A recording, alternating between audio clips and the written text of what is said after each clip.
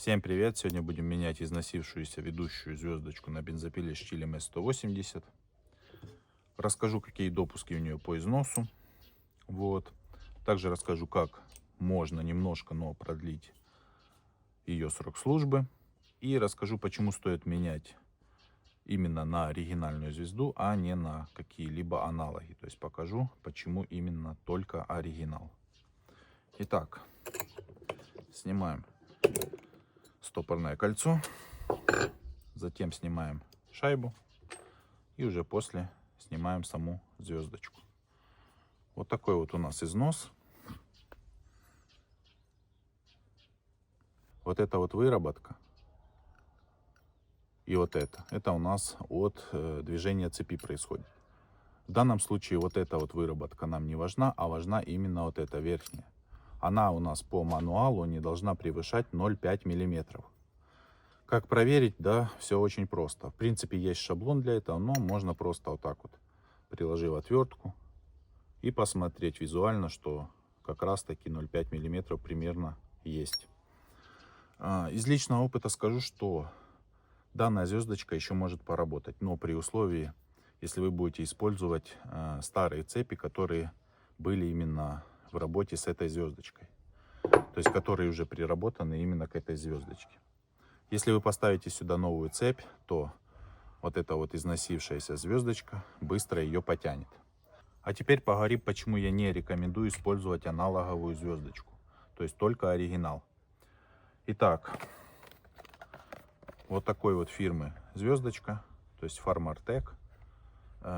По качеству относительно других китайских звездочек она неплохая, то есть выполнена довольно-таки неплохо, но это все-таки аналог.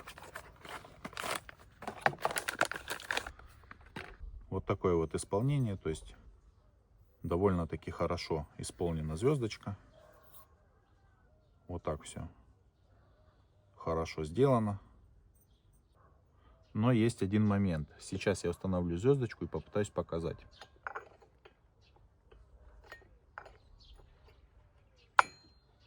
Установили звездочку и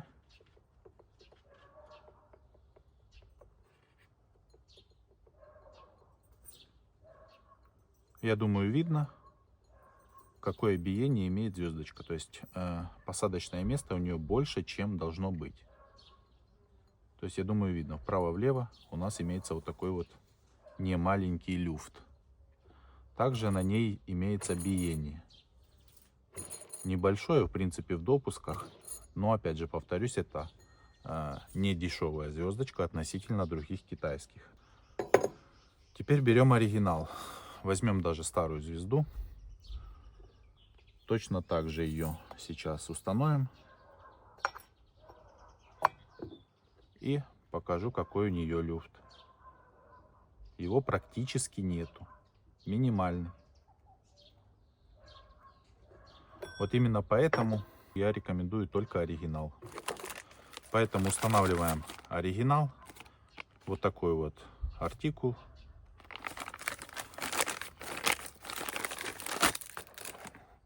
Точно такая же звездочка.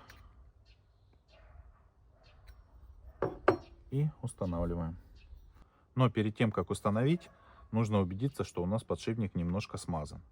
Почему немножко? Да потому что сильно смазывать его не нужно, так как при работе у нас смазка с подшипника попадает на внутреннюю часть звездочки, и у вас просто будет буксовать сцепление. Поэтому тут именно немножко нужно. Ну и после этого совмещаем вот этот вот вырез с приводом маслонасоса.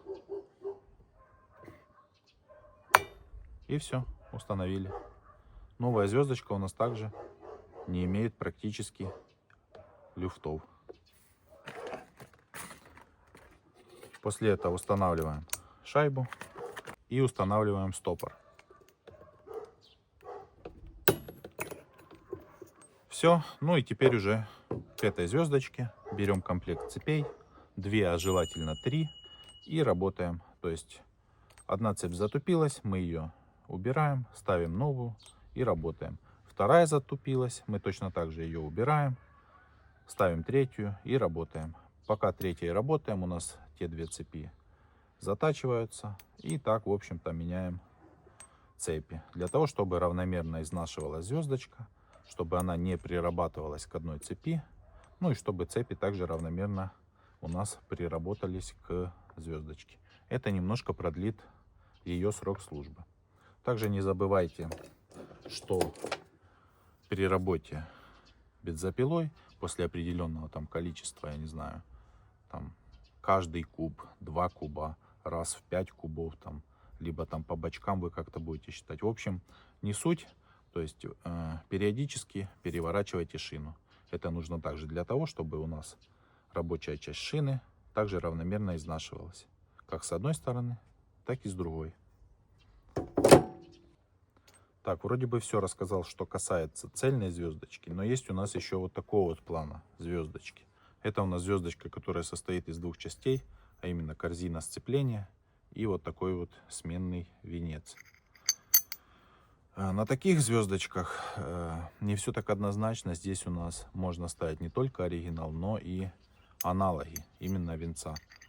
Потому что вот именно венцы китайские, они по качеству плюс-минус неплохие. То есть биения у них нету, и посадка у них также плотная, как на оригинале.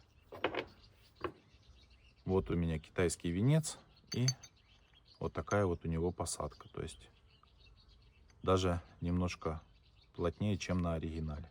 Но опять же, оригинал у нас уже поработавший, а это у нас новое. То есть я думаю, видно, да? Минимальный люфт. Вот оригинал. Тут немножко больше, да. Если у вас вот такой вот плана звездочка, то только устанавливайте оригинал. Потому что вот эти вот китайские с биением осевым, также с вот этими вот люфтами, в общем-то, со временем разобьют вам подшипники коленвала. И вот эта вот звездочка окажется сомнительной экономией на самом деле. Если у вас звездочка составная, которая имеет сменные венцы, то здесь можно устанавливать не только оригинал, но и аналоги. Ну а у меня на этом все. Что вы об этом думаете? Пишите комментарии. Всем пока.